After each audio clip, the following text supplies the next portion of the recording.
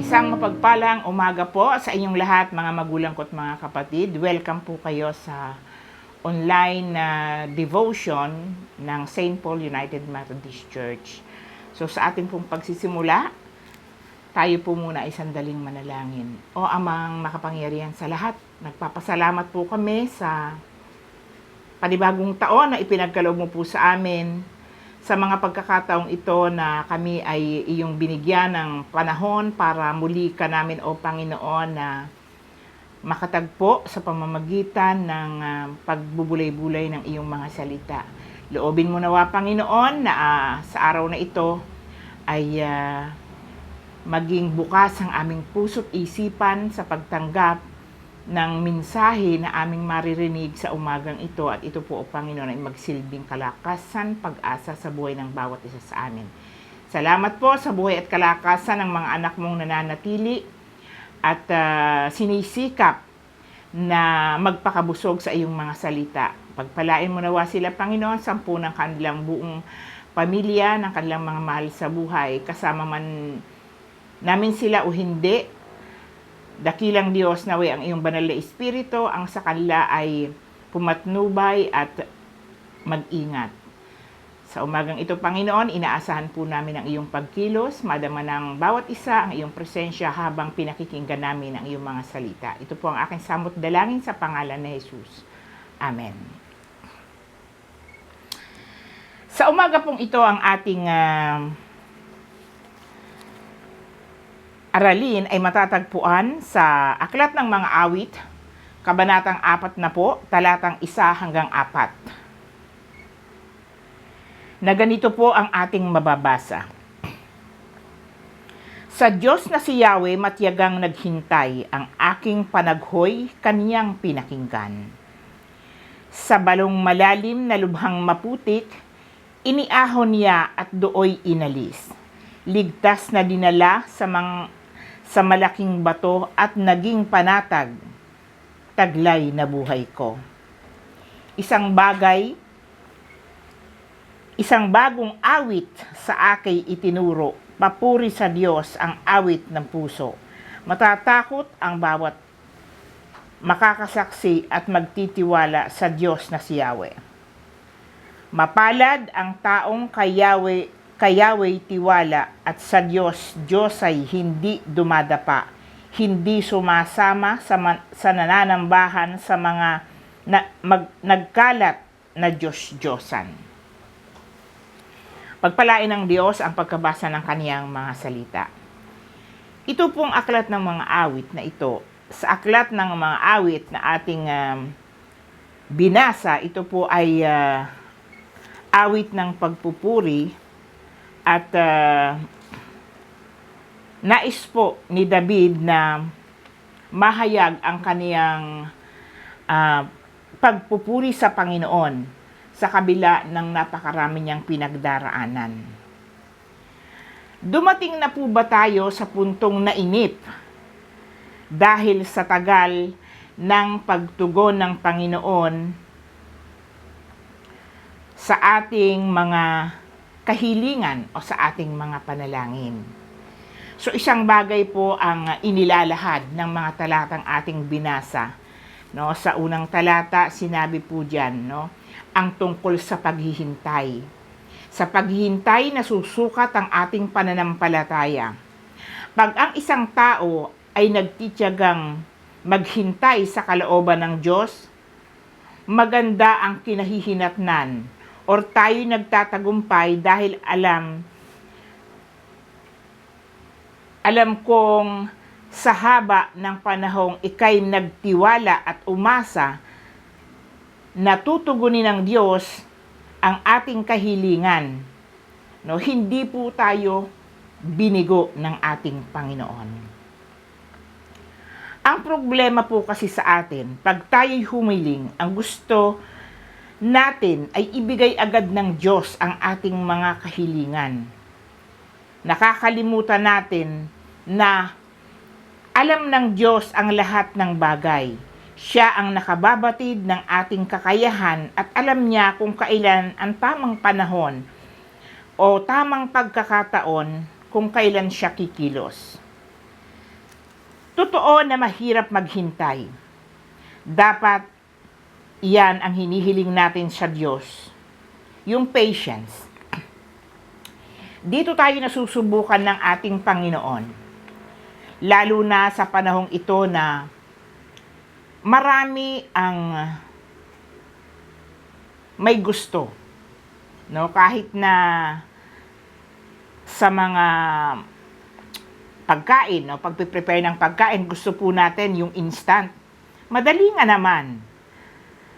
Unlike before, no? Pag tayo po ay magtitimpla ng kape, maglalaga ka ng tubig, nakahiwalay ang kape, nakahiwalay ang asukal, nakahiwalay ang gatas. Pero ngayon po, pag bumili tayo na sa isang sachet, lalagay na lang natin sa mainit na tubig. Ganun din po yung mga instant noodles, no? May mainit lang na tubig, lalagay mo na doon, nandun na yung mga sangkap. At napakadali, no, para sa atin. Pero hindi po natin naisip, no? Yung ano ba yung meron yung mga pagkain na yon, no? Hindi po natin iniisip o hindi tayo nag-aalala na maaring ito ay makasama sa ating kalusugan kasi hindi po natin alam kung ano ang mga inilagay na sangkap doon sa pagkain o doon sa inumin na ating ilalagay sa ating katawan. Naalaala po ba ninyo si Sarah? Si Sarah din po ay nagdesisyon, no? Hindi po siya nakapaghintay doon sa pangako ng Diyos kay Abraham na gagawin siyang ama ng maraming lahi o pararamihin niya yung lahi ni Abraham. Sa tagal ng panahon, no? Ang ginawa po niya, na pinahintulutan niya si Hagar na sipingan ni Abraham. At hindi po siya nakapaghintay. Yun po ang kaniyang alam na maaring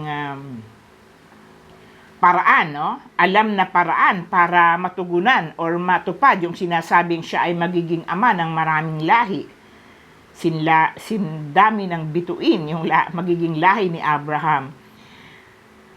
At dahil nga po ito ay sariling hakbangin or sariling plano ni Sarah, kaya ito ang naging simula ng gulo ng buhay ni Abraham. Kung tayo matyagang naghihintay, gaya ng sinabi sa banal na kasulatan, na mapalad ang mga naghihintay sapagkat makakamtan nila ang pangako na sinasabi po sa Isaiah 40 verse 31. Ngunit muling lumalakas at sumisigla ang nagtitiwala kay Yahweh. Lilipad silang tulad ng mga agila. Sila'y tatakbo ngunit hindi mapapagod. Sila'y lalakad ngunit hindi manghihina. Kaya nga po sinasabi, ang paghihintay ay buong pusong pagtitiwala sa gagawin ng Diyos. Nasusukat dito ang ating pananampalataya. Sa paghihintay ni David, ayon sa mga talata, ay nakatanggap siya ng biyaya mula sa Diyos. No, una, no, nabasa po natin sa pangalawang talata na iniahon siya sa balong malalim na lubhang maputik. Ito ay ang balon ng kabiguan. No? Ito po ay maaring noong mga panahong iyon, no? Dahil si David po sa simula't simula pa, mula pa noong siya ay naging pastol ng mga tupa hanggang siya ay naging hari, maraming beses sa kanyang buhay ang dumanas siya ng iba't ibang pagsubok. Naharap siya sa mga bagay na talaga pong ipinanganib ng kaniyang buhay, pero nakita po niya kung paanong kumilos ang Diyos sa kanyang buhay. Hindi po siya pinabayaan. Lagi niyang kasama ang Panginoon na siyang sa kanya ay nag-iingat, no, sa pakikipaglaban, maging sa mga mabamangis na hayop, no, para ipagtanggol ang kaniyang mga tupa. Noon po siyang tinutugis na ng kanyang kaaway at gusto siyang patayin, hindi po siya pinabayaan ng Diyos. Kaya si David po ay hindi tumigil na magpuri at magpasalamat sa Panginoon sa kabila ng kaniyang mga nararanasan na mga pagsubok sa buhay. No, natuto po siya doong lumapit sa Panginoon, magpasalamat sa Diyos na kanyang pinagkakatiwalaan. Ang kabiguan ang humihila sa atin pailalim at inaagaw nito ang ating pag-asa. So di po ba pag tayo nabibigo, no? Ito po ang nagiging dahilan, no? Na tayo po ay pinanghihinaan ng loob, nawawalan tayo ng pag-asa. At ito po yung pagkakataong hinihintay ng kalaban. Nahihilahin tayo, no? Pailalim para tayo ay lumayo sa Panginoon at mawalan tayo ng pag-asa. Iniahon or inaalis si David sa balon ng kabiguan. No, hindi po niya naranasan na siya ay iwanan or mabigo sa kanyang mga adhikain sa buhay. Pangalawa, matapos siyang iahon sa balon, ligtas na dinala at inilagay siya sa malaking bato at siya'y naging panatag. Pag tayo ay naghihintay sa pagkilos ng Diyos at nagtiwalang, makakaasa tayo na dadalhin tayo sa isang ligtas na lugar na wala nang gagambala sa atin at tayo'y magiging panatag sa lugar na pagdadalhan ng Diyos sa atin. Napagtanto ni David ang katapatan ng Diyos sa kanyang pangako. Kaya ganoon siya sa kanya'y nagtitiwala at umasa. Lagi niyang hinahanap ang presensya ng Diyos, kaya't kahit nasa gitna ng parang siya'y nagpupuri at tumutugtog para ihayag ang kaniyang pasasalamat sa Diyos na lagi niyang kasama. Kaya sa huling talata, no, na ating binasa, mapalad ang taong kayaway tiwala, hindi dumadapa o sumasamba sa Diyos-Diyosan na nagkalat dito sa mundo. Hindi ang mga Diyos-Diyosan ang ating sinasamba at pinapupurihan, kundi ang tunay at nag-iisang Diyos na siyang makapangyarihan sa lahat dahil sa kanyang pag-ibig, katapatan at kadakilaan. No? He deserved to be praised and glorified. Nararapat lamang na siya po ay sa kanya natin ibigay ang pinakamataas na papurit pasasalamat. So itinuturo sa atin na kayawi lamang tayo sasamba. Siya ang Diyos na buhay, makapangyarihan sa lahat na makagagawa ng lahat ng bagay. Magtiwala at matuto tayong maghintay sa gagawin ng Diyos sapagkat siya lamang ang nakababatid kung ano ang makabubuti sa kanyang mga anak. So sa atin pong mga panalangin o kahilingan, huwag tayong mainip. Alam ng Diyos kung kailan siya kikilos. Kontrolado niya ang lahat ng bagay. Matuto tayong magtiis at magtiyaga sa paghihintay. Hindi masasayang ang panahong inilaan natin sa paghihintay sa gagawin ng Panginoon. Dito natin maipapakita kung gaano tayo lubos na nagtitiwala sa kapangyarihan ng Diyos. So gaya ni David, sa lahat ng mga hindi magagandang pangyayari sa kanyang buhay, kinikilala niya na tanging ang Diyos siya lamang ang makapagbibigay ng tulong na kanyang inaasahan. So, ano po yung mensahe? Inuulit ko po, ang mensahe sa atin sa umagang ito, matuto tayong maghintay, magtiis, at huwag tayong mawala ng pag-asa. Ang Diyos ay hindi natutulog.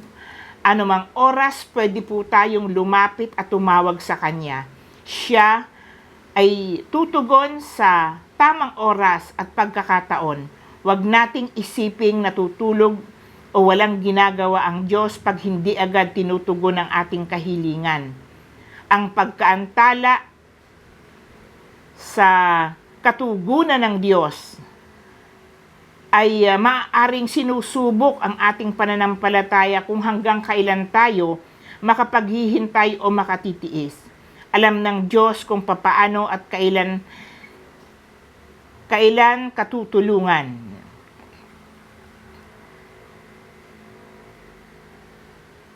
At makakaasa po tayo pag ibinigay po natin ang lubos na pagtitiwala sa Diyos. Makakaasa tayo na tayo kanyang hindi tayo bibiguin. So ang Panginoon po ay alam niya ang tamang oras kung papaano niya i-reveal ang kanyang tagumpay. Kaya tayo po ay manatili, no? At wag po tayong mawala ng pag-asa. Panghawakan po natin ang pangako ng Panginoon na siyang magbibigay sa atin ng pag-asa. Hindi po tayo panghihinaan sapagkat alam natin na ang Diyos ay tapat sa kanyang mga pangako. So, tayo po ay laging maghangad, no, na mapalapit ang buhay natin sa Panginoon. Ang pagtitiwala sa kanyang kapangyarihan ay napakahalaga at diyan po tayo susubukin ng ating Panginoon. So tayo po ay manalangin. Salamat Panginoon sa mensahe ng iyong mga salita na aming narinig sa umagang ito. Tulungan niyo po kami na matutong maghintay at magtiis at huwag mawala ng pag-asa anuman ang aming maging kalagayan. Pakatatagin mo po ang aming pananampalataya at manatili kaming nanghahawakan sa iyong mga salita. Sa tulong mo lamang, Panginoon, mapagtatagubayan namin ang iba't ibang hamon sa buhay, kaya't lagi mong ipaalala sa amin ang iyong mga salita at ito'y tumimo sa aming mga puso at isip. Hiling din po namin ang kalakasang nagmumula sa iyo at patuloy naming magamit ang buhay naming ito sa paglilingkod at makagawa ng mga bagay na magbibigay kapurihan sa iyong dakilang pangalan. Ito po ang aming samot dalangin sa pangalan ni Jesus. Amen.